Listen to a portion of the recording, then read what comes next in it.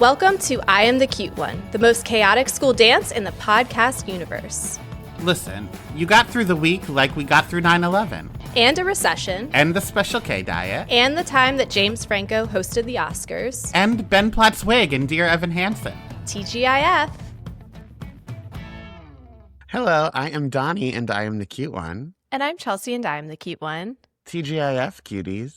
TGIF. The end of Palindrome Week. I heard. I saw. 6/26/26. Flip it around. 6/26/26. Wow. Now, the place I heard it from was your Instagram, but I still heard it. There were a few times.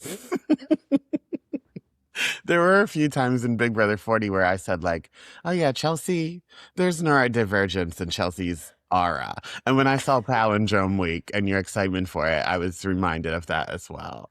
Yeah, there was a hot mic moment that I don't think is going to make it to air where I did something and Donnie whispers to the cameraman, there's neurodivergence in her family. And now I see where it comes from. I missed you, Donnie. I missed you too. As always, everybody got on my nerves except for you. But when you're gone, it just left me in a bleak place. Yeah, I was in the woods for a week. You might recall, Cuties was up in Mishki, as the locals call it, was in a cabin with my mom, my 2 daughters, and my dog. Could be a country music song that's called I'm Gonna Lose My Shit. Because I feel you can't write that, right? I forgot that we figured out how to get access to the soundboard. Donnie, you can't do that. You thought someone locked. Well, okay. So that was a very cruel trick for many reasons. Number one, I literally just told you I've been in the woods for a week with the women of my family. So I'm a little fragile. Number two, you may recall we just did a live Patreon show where I was in charge of logistics and we were just talking to ourselves for 10 full minutes. And then the only way that they could join was just everybody logging on and just fully doing a podcast with us. I thought that you had an evil twin. I thought I was in a plot of passions where an evil twin with a full head of hair jumped on to scream at me. Oh my God. Well, cuties, that was a nice hard launch of the fact that Donnie now has the reins of our soundboard. So toot toot, buckle up, motherfuckers. I feel like I've been on a bender. I feel like I've just done an ayahuasca ceremony, but instead it was just macrodosing the women in my family. And then I get home, speaking of everybody annoying us, I get home, I turn the internet back on, and the first thing I see, people on Threads, they're arguing if authors using big words in their books is ableist. Now, I did see a lot of people talking about that on Threads or in their stories, and I just stayed away from it. I don't even know what the original post was. I traced it to the source, and the word scry really got people fucked up. It's from Charmed. I know. If it can be traced back to a witchy 90s show, we need to buy you a dictionary, mama. I truly feel like we have not talked in weeks because 2 weeks ago I did a solo episode. Then I was gone. I know. And now here we are. We have lots to catch up on. We sure do. The girls were unplugged. They had a screen break. They're having a full 90s summer. No Nintendo Switch, nothing. The Patreon cuties may be familiar that I did get them CD players for the ride. It was a huge hit. We went to the thrift store beforehand and got a bunch of like new CDs for them. And Coco couldn't believe her luck. I've never seen such gratitude. I felt like I had the Grinch in the back seat after his heart grew 3 sizes. The whole 10-hour drive to Mishki, she would periodically pause her CD player, take a loving sigh, like she's Diane Keaton wrapping that sweater around her, watching her kids in a movie open Christmas gifts and go, I just can't believe I'm so lucky that I have 2 parents who think that I am trustworthy enough to have my very own portable CD player. Refuses to just say CD player. It's a portable CD player. And you would have thought this girl hit the lottery. I love that. We love a grateful child. Now, what I don't love is a parent that pushes back on screen time. Not in the way you are. That's fine. But like 90s summer doesn't mean no screen time at all. When we were children in the 90s, we did watch television. We watch television that one would argue we shouldn't be watching. I know. And I do think, like, no, children should not have their own phones. It's the whole plot of Toy Story 5. This little girl's cyberbullied. Like, that shouldn't be allowed to happen. But I do think, like, when I was babysitting my nephew, I put on Sesame Street and I had some DMs that were like, oh my God, they shouldn't have screen time. And I was like, well, then the mother shouldn't make me the babysitter because that's all we're doing, baby. That's crazy that the mom shamers came out for you when you're babysitting your nephew. I know. At least it was Sesame Street. He's lucky it wasn't Cruel Intention. Wait till he turns 2. Now, the girls took a screen break, but 2 people who didn't were me and my mother. One of the nights when the girls went to bed, my mom and I caught up on BB40 because she had watched the early episodes, but she hadn't watched like the up-to-date ones. And she's having a ball. She was cackling. She was loving it. She was like, that Donnie is so talented. I cannot believe he pulled this all together. It was so complimentary of you and everything that you've done. And her favorite is Mike Jones. She is rooting for him to go all the way. All right. So she also loves a chaotic king. And here's where I say patreon.com/I am the cute one if you want to watch BB40, or round 6 is available for free on our YouTube if you want to wet your whistle. And it is the episode where, spoiler alert, the podcasters take control of the house. So go over there and see if you are like my mother and are rooting for Mike Jones. What were you up to? I feel like I'm so out of the loop. Don't worry, I've got plenty. There is some family stuff going on. So I realized, and I didn't have a name for it before. I've done things like this in the past, but I never had a name for it until you brought it into my life. There is some family stuff going on. And like, yes, I do retreat, but I also do find ways to be productive. And I watched Desperate Housewives yesterday and made the outline for when we do finally start covering it again. And I realized that's just like me painting a door. Okay. Because Big Brother 40 is like something I'm actively working on. So like I could have done an episode of that, but that felt like, no, that's work. I don't want to do work right now. So instead I made an outline for something that we will need to do, but it felt like a break from work. Okay.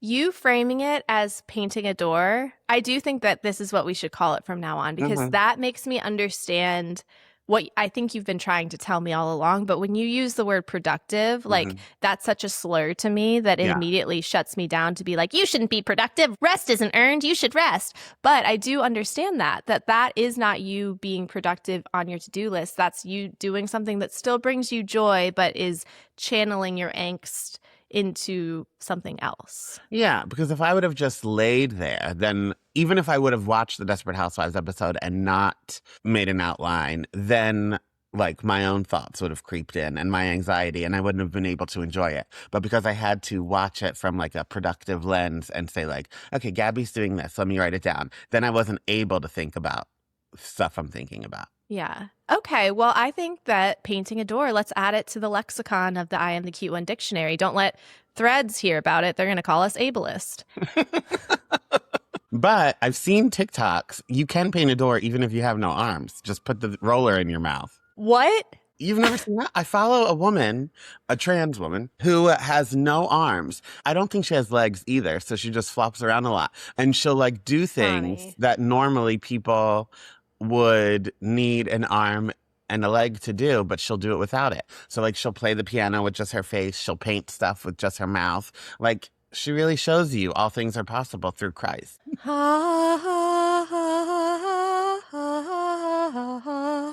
Let's move on. Okay.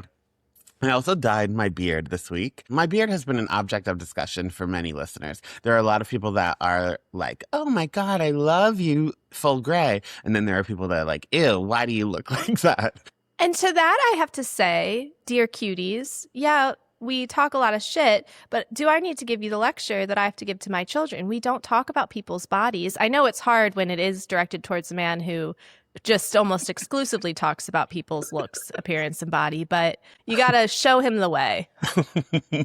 So then, because there was so much praise for the gray, it made me want to like give those people what they wanted. And then because there was disgust for the gray, it made me want to like not go back to dyeing it because then I was like, fuck you. I can do what I want with my face. But the fact is, I don't like it gray. So the past few weeks, like my boyfriend and I would be doing these fun, cute things together and we would take pictures and almost immediately I would delete the photos because I don't want proof of whoever this was at the botanical gardens. But now that it's dyed, I took nudes yesterday. That's when you know you've made the right choice for John you. Travolta's back. Also at work, Jennifer Coolidge came this week, and she came the same day as Kathy Griffin, and they were seated on different sides of the theater. So the production manager said to me, like, Donnie, do you want to get one? I said, yes, absolutely. Actually, he pulled me aside, and before he even spoke to me, I knew that was the question. I said, whatever you're about to ask, yes. So then he said... Which is a dangerous game to play. Whatever you say, yes? Yeah. The year of yes, Shonda Rhimes. Yes, man. Jim Carrey. Yeah, he said, which one do you want? I said, absolutely, Jennifer Coolidge. The woman came in holding one shoe in her hand, one barefoot on the New York streets. So I knew we would have stories. And we sure did. Because I went to her at the end of the show and I said, hey, I'm here to take you to the VIP place. And she stood up and spun in a circle 3 times. Like she's a dog getting comfortable on a dog bed. No, looking for her tail. She was like this. In a circle, looking for something. And I said, what's wrong? And she said, in her voice, I literally had full body chills. I felt like I was doing character work. She said, someone stole my shoes. I said, oh. So I turned my flashlight on. We looked under her seat. We looked under the seats around us. No shoes. So then the man behind us, I don't know if like he was trying to get in on this improv game or what. He was like, someone stole my umbrella. I was like, I don't care about you. Like you find your umbrella on your own time. I have a job and it's to get Jennifer Coolidge out of here. We already threw a hiccup into it by looking for shoes. I do love the idea though of there being a Broadway bandit who just army crawls through the seats and is grabbing umbrellas and shoes throughout the show. Well, I went to the movies the other day and this teenager just came up to me and said, what movie are you seeing? And I said, Masters of the Universe. And then he said, okay, and walked away. And then he was asking multiple people, what movie are you seeing? And I don't know what the scheme was. I don't know what the scam was, but I knew we were up to no good. I knew this wasn't a school project. I knew something was happening. So I held my bag on my lap the whole movie because I was like, what if he found the people that look like they have the most money and he's going to crawl around those theaters and pickpocket? I love you. Do you think that he's going to go around and identify you as the person with the most money in the theater? Yes. Well, you have a black beard now, so anything is possible. So then people started to stand up and I was like, I need to get her out of this crowd. So then I said, have you checked your bag? And she did. And she said, oh, thank God. So then she still didn't decide. So it was in her bag? Yeah. So she didn't put her shoes on yet. We still walked through the theater barefoot. Then there's this one like intersection where like the line to the women's room goes there, the line to the exit goes there, and we had to like push through 2 lines of alternating, like traffic was coming towards us in 2 ways, and we had to cut through to go to where we had to go. So we were going back there. I was with the friend and I took the friend backstage and then I turned around and Jennifer Coolidge was gone. I turned around and she was just standing in that intersection like they were cars and she was Frogger, afraid to make that jump. Like she was not moving. So then I ran back to her and I said, okay, come on. So then I grabbed her hand and pulled her through like the end of an adventure movie. That is amazing. You have a lot of stories about celebrities, but stories like this where the celebrity is everything you hope they actually are and more. I love that. This confirms my theory that she is Vince Vaughning it. Like she's just playing herself in all of these films and I wouldn't have it any other way. Absolutely. Her best work was Stifler's mom, I think. That's the furthest from who she is. Yeah, because she's not a pedophile. Yeah, but also like she doesn't have it together in that way. If I Right. rewatched American Pie recently and like, well, recently, 4 years ago when we covered it on the podcast. And you shared that you used to fuck your plunger. I'm familiar. She blew it, not fuck. And she like spoke in full sentences and stuff. Not a breathy voice to be heard. That's not the Jennifer we know. Also, Amy Jo visited. Did you guys see 1,000 movies? We saw 3 shows. That's what I meant. Yeah. So I was looking at all your pictures and the playbills kept changing. We saw 3 different shows. Well, she saw O'Mary and then 2 different shows. Okay. And then I saw the 2 different shows. But I'm happy to report you might notice I'm wearing a Scream shirt because I met Melissa Barrera from Scream 5 and 6. And now that she like took a photo with me and was nice to me, I don't hate her in Scream 5 and 6 anymore. Did you confess that you hated her? No, but they make a joke. Jim Parsons plays Rose's mom, and Rose is like, it's not fair that I have to marry Cal or whatever. And then Jim Parsons has this long, it's a dream role of mine to play Rose's mother in Titanic now. Jim Parsons has this long monologue about, you know what's not fair? This is not fair. This is not fair. And in it, he's like, you know what's not fair? Everyone else gets to wear cute costumes, and I have to wear these fucking pearls from Forever 21. But I was wearing pearls, and Melissa Barrera said, you're wearing the Forever 21 pearls. So then I felt like she was like shading me. So maybe she does know I hate her, but it was a fun way that like you would shade me. Yeah. That's lovely. I like that. Yeah. Wow. So any celebrities out there that Donnie's calling rat-faced, ugly, untalented, all it takes is a selfie.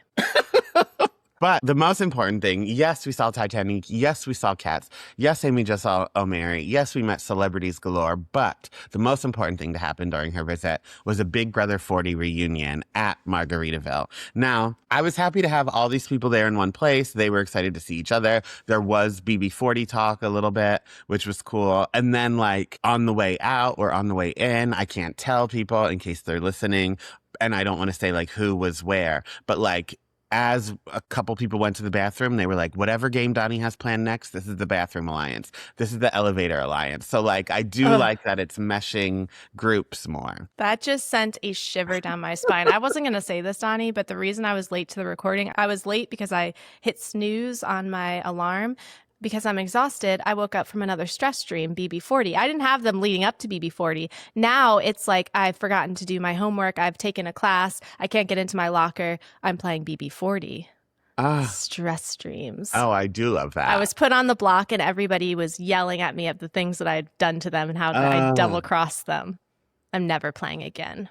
We'll see. We'll see. So the BB40 reunion at Margaritaville. And what I liked most about it was like, yes, all these people saw each other. Yes, we talked about the Zoom call. Yes, blah, blah, blah. It was good to see these people just anyway. But the thing I was most excited about was, yes, in the like planning chat for the Margaritaville reunion, Tom did say like, please don't make us play Big Brother Express while we're there. And I was like, that's fine. That can be listened to.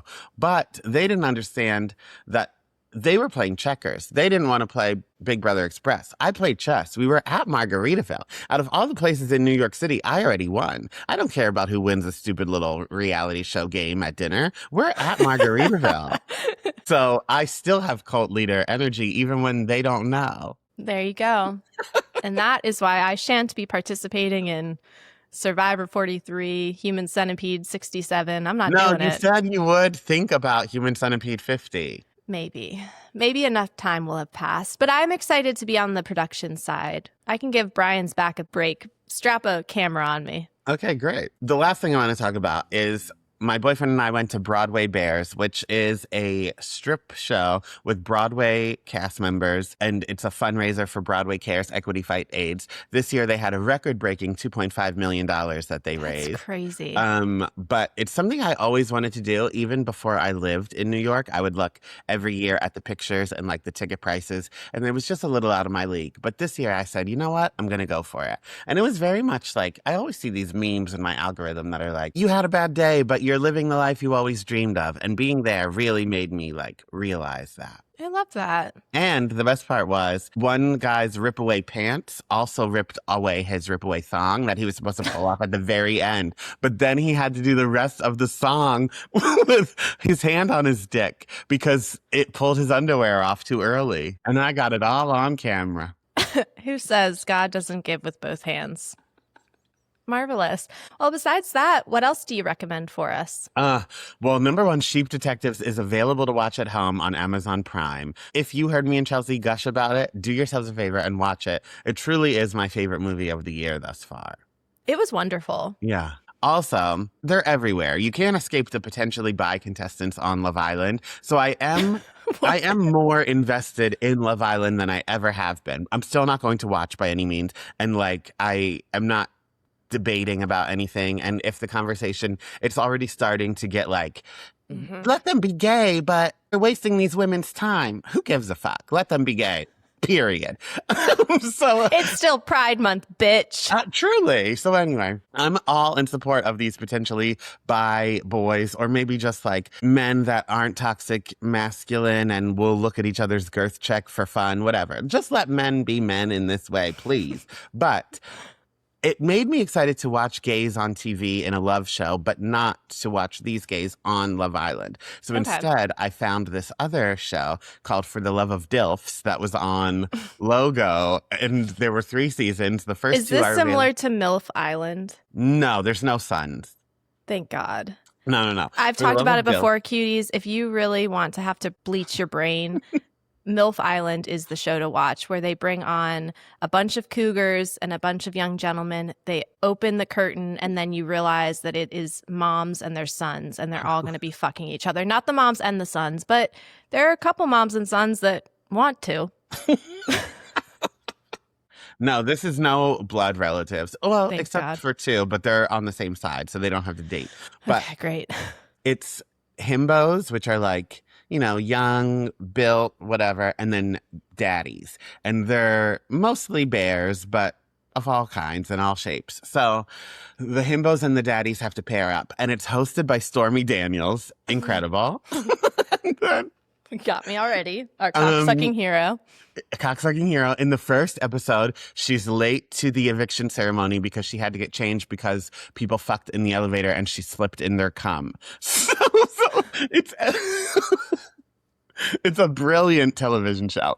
And it's really cool because normally I watch reality TV. Like I watch Survivor, I'll watch Love Island or whatever. I'll watch Big Brother and I'll see these people and say like, ugh, I wish these people had OnlyFans. But because these are all gay men, most of them do. So then, Again, I'm able to God watch gives an with both hands. Yeah, so I'm able to watch an episode and then I'm able to go on their OnlyFans and see that, yes, I can see them fuck. But what's cool is because they networked on this show, they fuck multiple people from the show as well. Like it's like a little collaboration. Like after BB40, if Tom has Joanna on his podcast or whatever, it's like that, except with OnlyFans.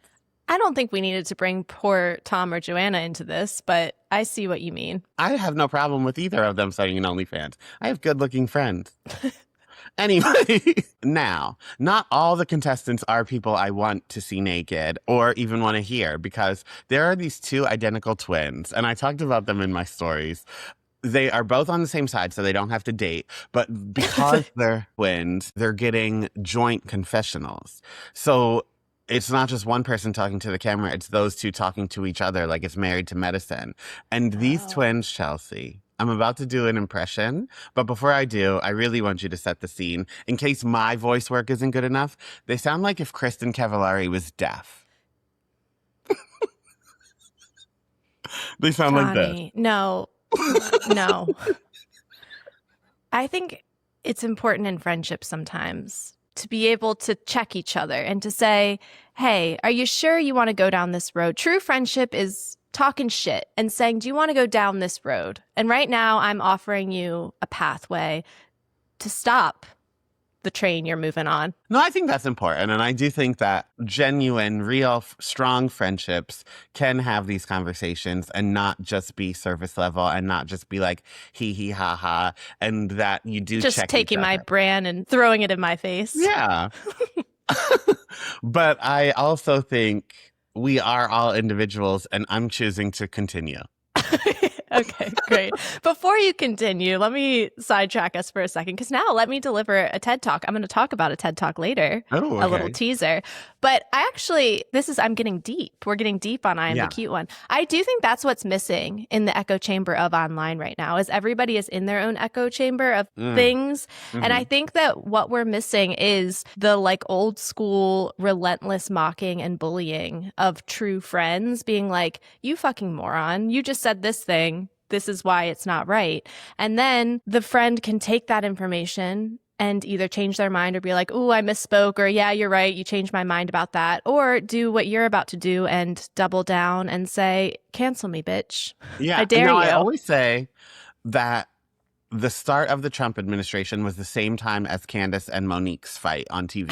So and I do think what I'm about to say really makes sense. So I think like people were already so in their heads about like what I feel is the right thing, whether you're on Trump's side or not. Like those people weren't having conversations in the middle. What I feel is the right thing. How dare you challenge me? You're the idiot. So then I think that energy carried on into this physical assault on Bravo. Whereas if you're on Team Candace, then like violence is never the answer. You're a fucking idiot and an animal if you think that. Or Candace had it coming. You're stupid if you think that you can use your words in this way and nothing will come to you. And like there was no conversation to be had. There was no meeting in the middle. That's why during that time, the best podcast episodes, in my opinion, were when you had a Team Candace and Team Monique person, but they were real friends, talk and argue, because then there would be moments like when you went on Sharia's podcast and you were like, to be clear, I know Monique was in the wrong, but I'm always going to be on her side. I love Monique. Like there were those like funny moments where you could either like double down, like you're about to do with this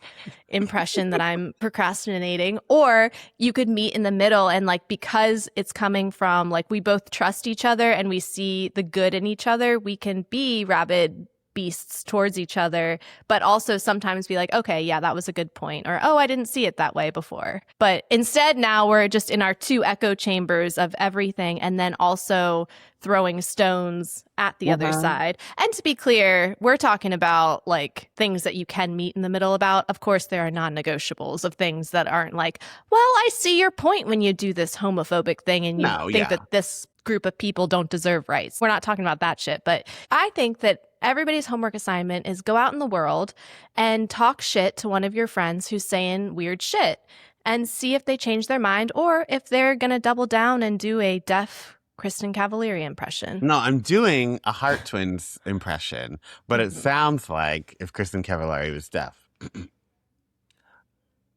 Are you a top or a bottom? Both. Depends on the guy. Sometimes I want a bottom. Sometimes I want a top. Sometimes you feel like a nut, and sometimes you want the nut. The Heart Twins, Derek and Daniel. Follow them on Instagram. I don't think it's a deaf Kristen Cavallari. You need to hear that because I could be doing the impression wrong. No, but if we're going based on that accent work you just delivered us, it sounds like Samantha from Sex and the City is being played by Big Bird. Saturday, so you know what that means. Weekend vibes. Girl, guess what today is? It's our birthday.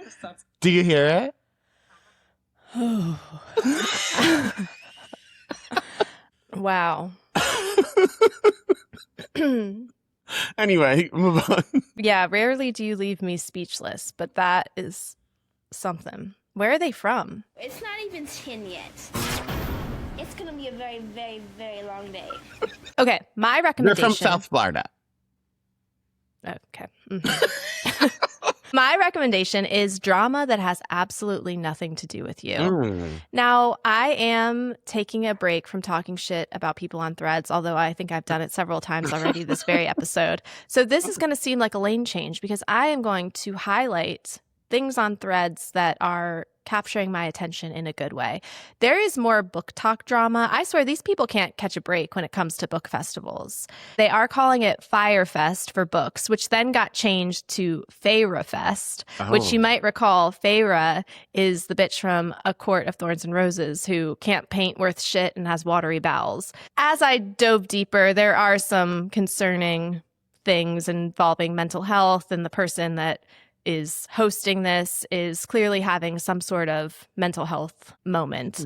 She is really concerned with people creating AI avatars and catfishing her, but she promised a retreat where everything was all inclusive. These women paid $900 to go to, I think, like Buffalo, New York, in a cabin. They were supposed to read all weekend. There was like a book binding thing. There was going to be a cacao ceremony, which why this white woman who loves fairy smut is hosting a cacao ceremony, no one knows. They get there. There's no food. The person's nowhere to be found. there's nothing.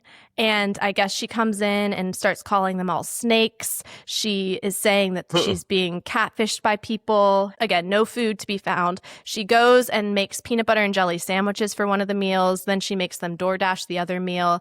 And these women came to Threads and basically said they like fled for their lives.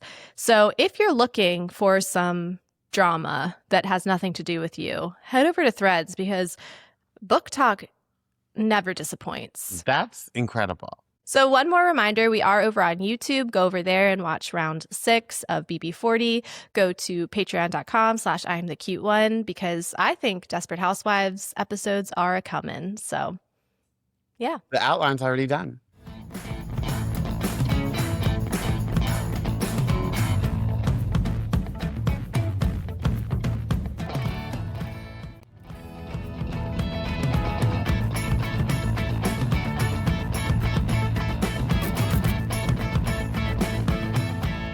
Since we recorded last, the Knicks won. Mandy Moore performed at the Las Culturistas Culture Awards. The cast of Legally Blonde reunited for the movie's 25th anniversary. Lizzo's album sold less than 3,000 copies its first week. All 3 of Mamdani's endorsed candidates won the election in New York. And Taylor Swift didn't invite Blake Lively to her wedding, which, do you think Taylor Swift and Blake Lively are Betty Davis and Joan Crawford? That's a crazy thing to say, but maybe. So, Chelsea, a lot of cartoon adaptations have been announced this week or the last 2 weeks. This is my note to producers, directors, studios. All of these better be treated with the fucking respect and time and talent they deserve. First of all, an animated Powerpuff Girls movie was announced. And I think animated is the move for this because Powerpuff Girls are 5 years old. So remember when they tried to make them teenagers in the CW thing? It just makes it look like porn. Yeah, there were many things wrong with the CW's college try at the Powerpuff Girls, one of which being the costume budget. Yeah, and then Bubbles was fucking Mojo Jojo's son. It was just a mess. Mojo Jojo used to be a big vocal stem of mine. Maybe I should bring it My back. dad's, too. You two would have that in common. Mojo Jojo. Also, a live-action Gem and the Holograms TV show was announced. And as long as it's nothing like the movie that they tried to do a few years ago, I'll be fine with it. Then a live-action Magic School Bus movie was announced, written and directed by Rob Letterman, who did Detective Pikachu and the Goosebumps movie. So I feel like we're in a good place. And Elizabeth Banks will play Miss Frizzle. Yeah, I feel very good about this. And when I saw Detective Pikachu, I felt very good about it because that's a movie I had no interest in seeing. But when I did see it, I thought it was really cute. Yeah, Goosebumps as well. And I did have interest in Goosebumps, but Goosebumps was done very well, like in a Brady Bunch movie way, where it pays homage to the source material in a way that it like praises it, but also makes fun of what should be made fun of. And I think that's the way of doing it. We literally have some version of this conversation every week, and I get to say, Scrubs is doing it right. And that's what I want from these clear cash grabs to strike at millennials' nostalgia. Because any like podcast or discussion about these things online is that anyway. Just give the people what they want. Yeah. And I think that that is the millennial demographic in general. Like we have now moved up the age chain where like we are a big part of the target audience. And I think the thing about millennials is that I think we all have the innate desire to be less self-serious. And I think we all have the nostalgia button installed in us, but I think that we want to be able to enjoy things. So give us a reason to enjoy it and make jokes about the things that would be think pieces. So then we don't have to have think pieces. We can just say, oh yeah, they pointed out that thing was bad. And now we get to continue enjoying. Yeah, like maybe HR should be called if she's taking us into another student's butthole, but but we're here, so let's look around. Right. We still got to see what's up with the anus. I knew I should have stayed home today. A cartoon adaptation that didn't hit the mark was Masters of the Universe, which is why I made this my headline, just so I could shit talk this movie for 5 minutes. See, a millennial. I saw it Saturday night where I was afraid that teenager was going to crawl around on the floor and steal my things. First of all, Alison Brie, loved her in Scream 4. I hear she's great in Community. I do like her in interviews and stuff. I have no problem with Alison Brie. She was so bad. It was like she was in a different movie. I don't know if she never saw the source material and just decided to do her own thing. She was terrible. And I have asked other people that saw the movie, and we all agree. She was not the one to cast. She's like the evil woman, but like she plays it. It's a mess. Cutesy. Yeah, I don't even know how to explain it, but it wasn't good. So Jared Leto, he was so good as Skeletor, the guy that's just a skeleton face. It was all voice work. Comparable to like, I don't even know who, Darth Vader, the Joker. He was so good. Now, Camila Mendes, she played Veronica on Riverdale. And I like her. I've seen her Netflix thrillers. She does a fine job. But as soon as she was cast as like the lead female, I knew that this was made for TV. Like that's not a movie star we're looking at here. And for something that is meant to be a franchise. Did you hear that, Veronica? Line up for your selfie with Donnie to get off his list. No, I like her. But like a movie that they were trying to make as big as like a Spider-Man movie, as big as a whatever, that needs to be then someone like Zendaya or like whoever. But to have some Riverdale bitch up here, we're on Amazon Prime.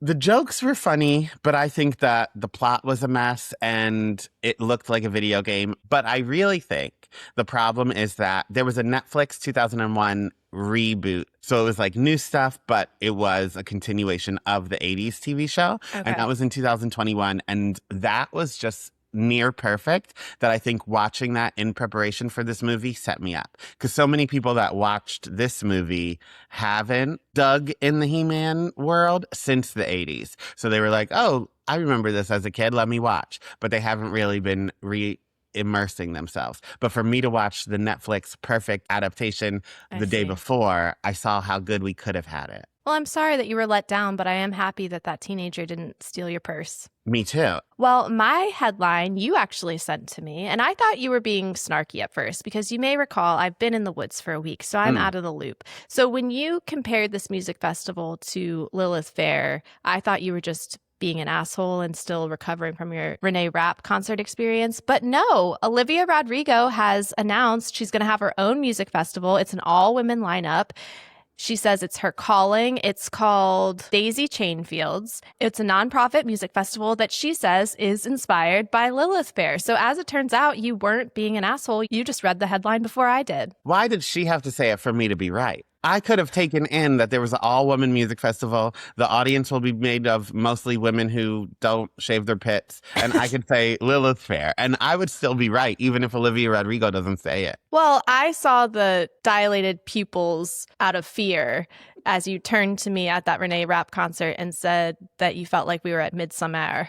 Well, there was a lot of natural deodorant. And not even in a smelly way, just like a you make your own soap way. Yeah, well, and in a smelly way. Let me once again take my platform to say, please, the studies have been debunked. Aluminum does not cause breast cancer. Please put the aluminum in your pits. You're not fooling anybody with Tom's deodorant this summer.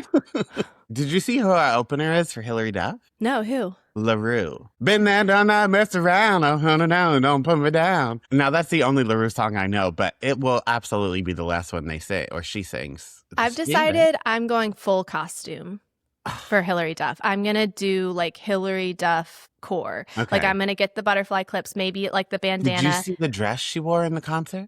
Yes. I went on Etsy immediately to see if someone can make a tank top for me, but it's like $3,000 to get it made. But I want to be costumey too. Yeah, I want to do like hair glitter. We're doing the whole thing. I can't wait. Well, let's move on to Cutie of the Week. I feel like I'm taking words out of your mouth because my Cutie of the Week is one Miss Keke Palmer. Okay. She had a TED Talk and it made When me is sob. This week? It came out a month ago.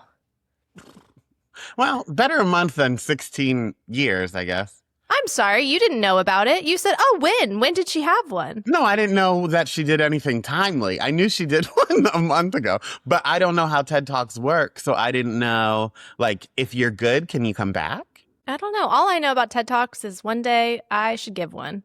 I don't know about what, but I give them for free on this podcast. Get me up on a stage. Who? I've never watched one. Who's Ted, even? I have no idea. It's Like how TED, so I think it stands for something. Oh, I thought he was the host. But every time I hear about a TED Talk, it's just a person talking for an hour. So then, like, why does Ted get all the Credit? You know? It's like the Jennifer Hudson show. She doesn't do anything, and yet her name's plopped up there. Well, All the real, and selfie or not, I'll never be a Jennifer Hudson fan. She doesn't do anything except sit on that couch and ask questions based on anything. The people that do all the work is in that back hallway. autism. Now, Keke Palmer's delivery was incredible. Like the way that she intentionally like turned it on to become the character Keke Palmer throughout. Yeah. And she talks about her family coming out of poverty and her basically being the ticket out of there and into a better life. I've never resonated more, and I'm not talking about growing up poor or Black, obviously, but she talks about like how it became a ticket out of there, but in doing so, all of a sudden she was performing off the stage too. And she talks about then she became this persona, Keke Palmer, who was approachable and lovely and generous with fans and all of this stuff, but she never got to rest. And then there's a whole conversation just about how she loves her parents and her mom loved her and was a great parent in the way that she knew how. But by her now parenting her son, she's realizing she gets to parent him in a way that she also deserved to be parented. And she tells a story of like he was just totally like overstimulated and overdone after Halloween because they do those like fun, cool, elaborate Halloween costumes. And she says like he loves it, but he was like he was performing and he was having a meltdown in the back seat of her car. So she pulled over and just like took the time to like hold him and tell him like, you can rest. It's okay. You can rest. I've got you. And she said something in that moment like changed for her where she realized like she's never rested and she never had anybody to like pause and like hold her. And I just resonate with that so much because I think like our parents did the best that they could, but there is something about reparenting yourself as you're parenting your children that is beautiful, but also is like, oh, what the fuck? Like I never got that. Yeah. So I cannot recommend it enough. And she ended it by saying, my parents showed me how to survive. I showed them how to dream. And my son is showing me how to live. It was beautiful. So if you want a good cry, it's 15 minutes and it's on YouTube. Oh, you have to read her book or listen to her book also, Chelsea, because when I went to her book event hosted by Michael Strahan, once my boner went down, then I listened to what she was saying. And I never related to anything someone had said to me in that way either. Like I was like weeping at the thing. Yours seems more like parenting. This one was about just like finding yourself and being able to write your own story and not necessarily like living the truth that others have written for you. It was beautiful. I love that. I know. Yeah. So our girl Keke, crushing it as always. As always. My cutie of the week is Carly Rae Jepsen, who announced a double album coming in September. It's called Night and Day. So it's going to be two different vibes. Would you see her on tour? Yeah. Okay. I mean, I wouldn't seek it out, but like if that was a show I would see most people. I love going to see live music, so I would see most people. I don't know if I can say I know any of her songs but Friday. But well, she doesn't sing Friday. She sings Call Me Maybe. Who sings Friday? Oh, that's Rebecca Black. Oh, I know Call Me Maybe, though. Yeah. Okay. So Call Me Maybe, you're not alone. Everybody views her as just like a one-hit wonder kind of. Call Me Maybe is her biggest hit. But she, I think, is one of the greatest pop stars of our generation. I think that she is someone whose music changes.